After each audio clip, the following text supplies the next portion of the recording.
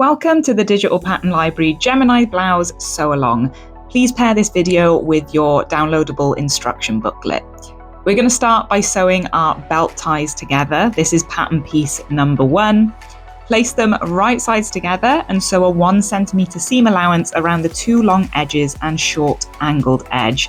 Depending on the weight of your fabric, you may wish to interface these pieces prior to sewing, but as you can see here, I just went ahead and put them together. Trim away any excess at the corners to reduce bulk, making sure you do not cut through your line of stitching. Get as close as possible. We want a really clean edge, but make sure that you're not snipping through your threads. And from the open end, you can now turn your belt pieces right sides out and press them at an iron. Again, depending on your fabric, you may wish to use a pressing cloth here. It's always advised to test on a scrap piece before proceeding with your final garment. Repeat this step until you have 2 belt ties.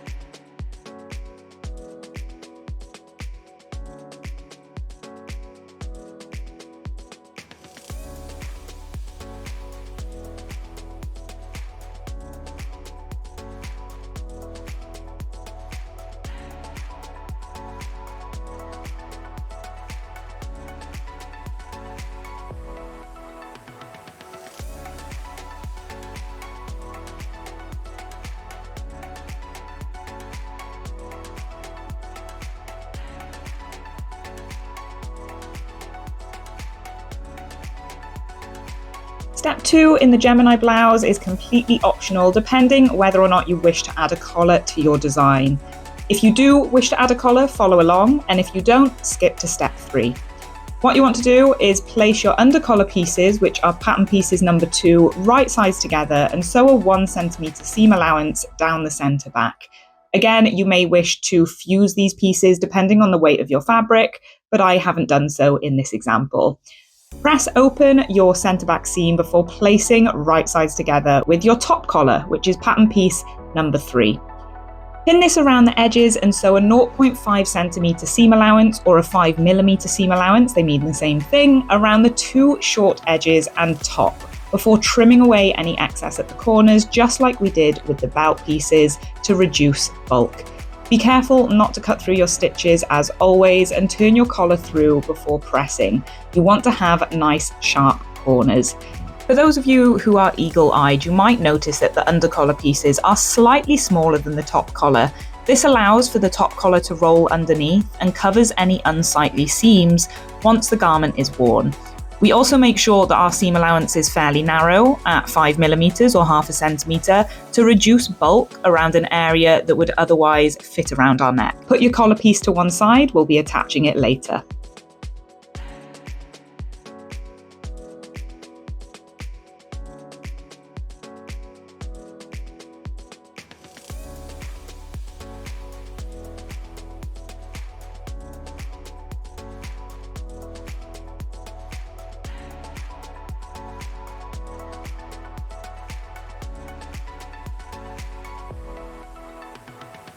Okay, for step number 3, with right sides together, we're going to pin and sew our center back bodice, which is pattern piece number 4, to our front bodice, which is pattern piece number 5, at the shoulders and the side seam, and we're going to be sewing it together with a 1.5 centimeter seam allowance.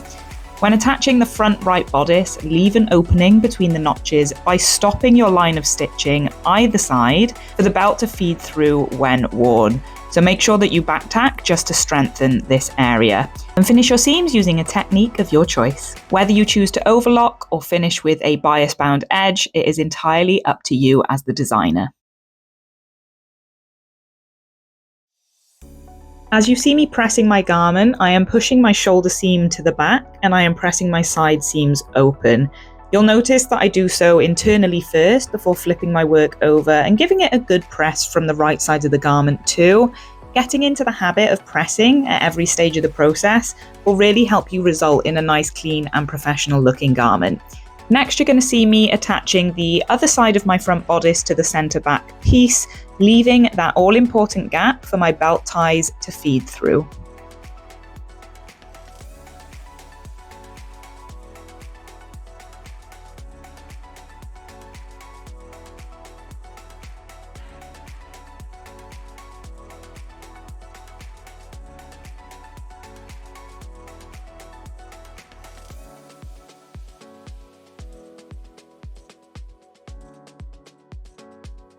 not forgetting to sew up your shoulder seam.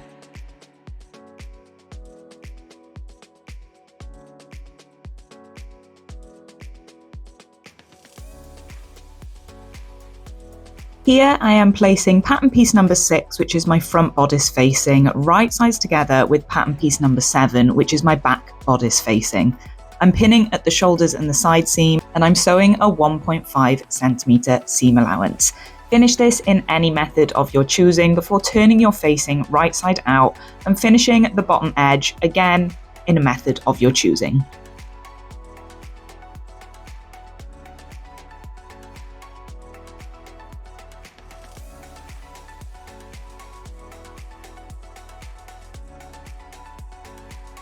Next, it's time to baste your design details. Now, I personally arrange my belt ties with the pointed edge at the top facing upwards, but pin and baste your optional collar. If you are going to include this, it is time to drag it in from the sidelines, and your belt ties to your blouse, aligning the notches.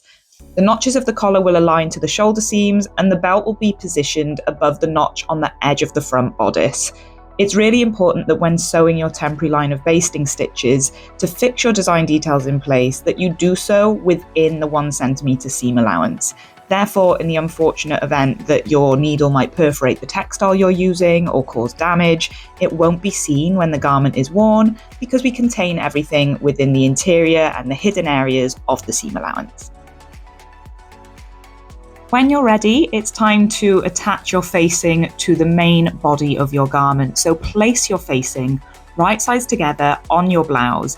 Pin it in place, sandwiching the collar and the belt ties between both layers. I want you to sew a continuous line of stitching all around the edge with a 1.5 centimeter seam allowance. Trim away any excess at the corners to reduce bulk and achieve a sharp finish. Make sure you do not slip through your stitches.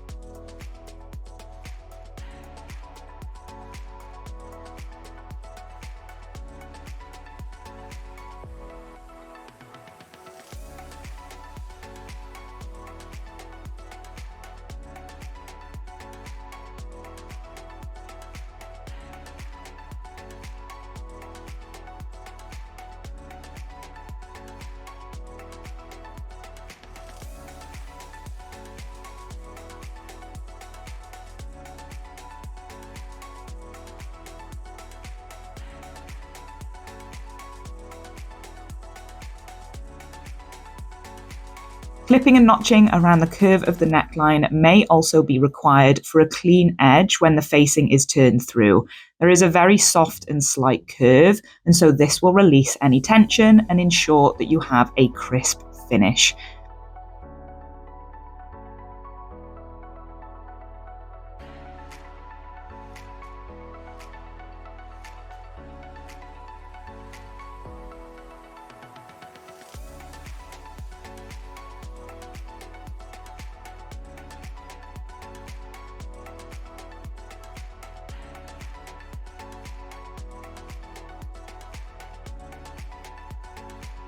Turn through and press before understitching your facing. When you do understitch your facing, make sure you are pushing your seam allowance into the facing and not into the blouse. This is going to help everything roll under nicely.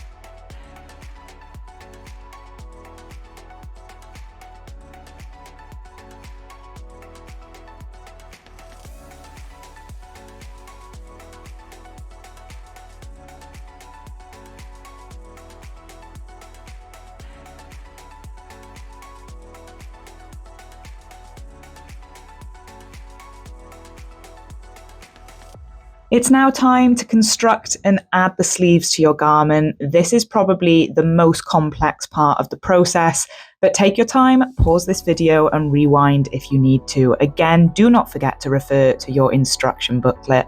So we want to fold our pattern piece number 8, which is our sleeve, right sides together, making sure that you have a pair rather than two of the same, and sew a 1.5 centimeter seam allowance along the edge.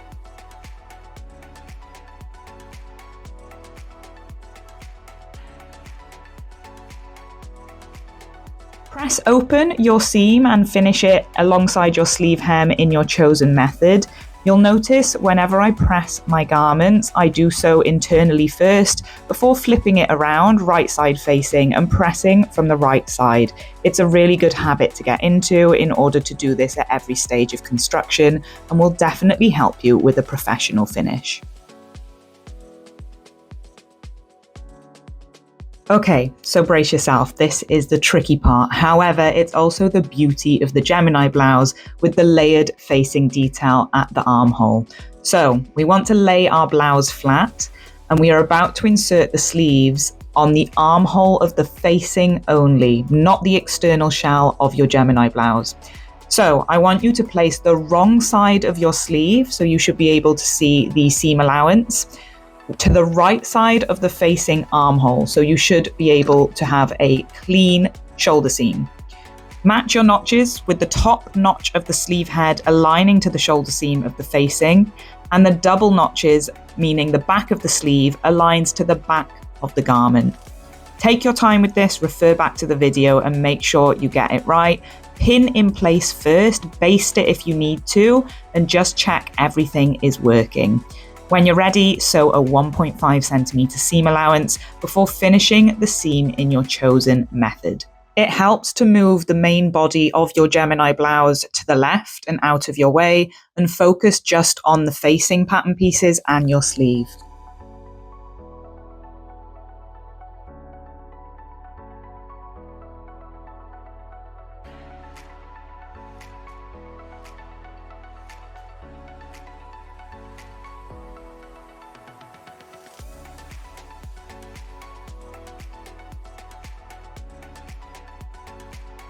This is a great checkpoint to check in with your work and make sure that this effect has been successful. Your sleeve seam should be inside and internal, and the facing seam of the armhole on the inside should also be clean as well. Now, how you've attached your sleeve to the armhole will be exposed, but it's hidden by the external shell of the Gemini blouse. The external body should have a raw armhole at this stage. We will be finishing this shortly. So just play around with it, check that everything is where it should be, and let's move on to the next stage.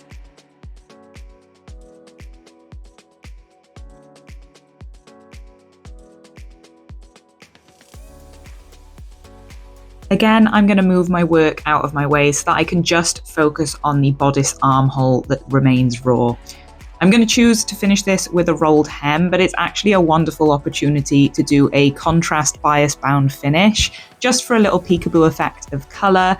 So have fun with it, and you can absolutely turn this into a design detail.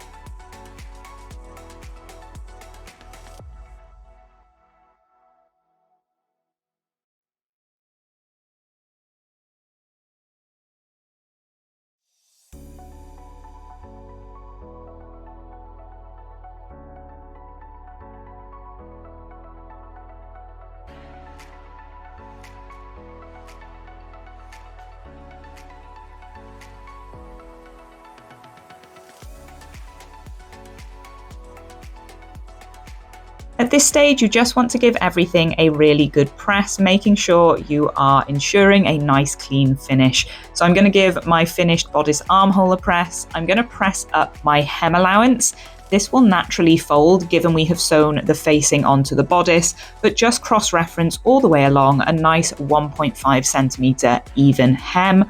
Fold this up and pin in place. Again, I have overlocked the finish here, but I do love a bias bound design detail for that little bit more luxurious touch.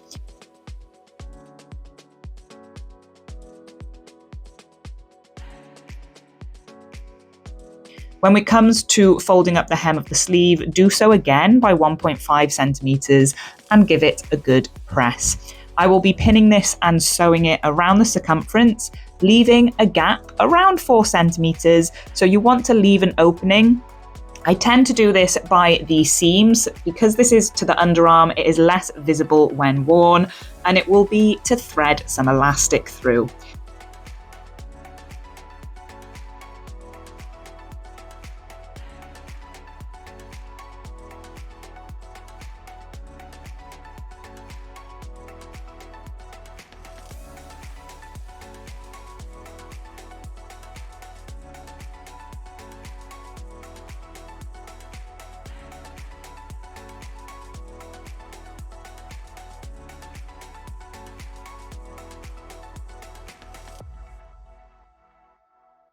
Now, the elastic that I am using is relatively narrow. It is only 0.5 centimeters or half a centimeter.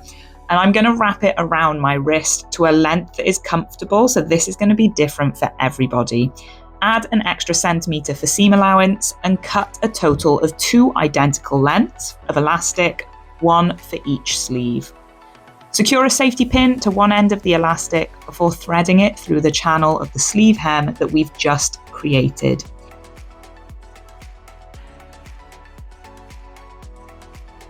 If needed, you can secure the other end of the elastic with a pin to ensure it doesn't get lost. Once you've threaded the elastic through, sew both ends together to secure in place, and your sleeve hem should now gather nicely.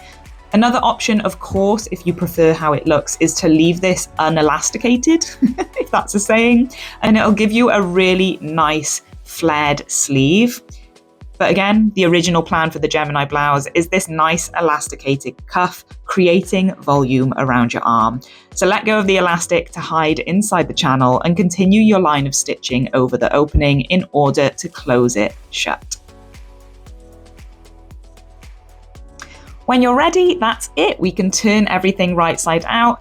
Gently push your sleeves through the open armhole of the outer bodice to create the beautiful layered effect that celebrates the Gemini blouse, and give everything one final good press or steam with the iron before finishing the hem of your garment with a line of stitching.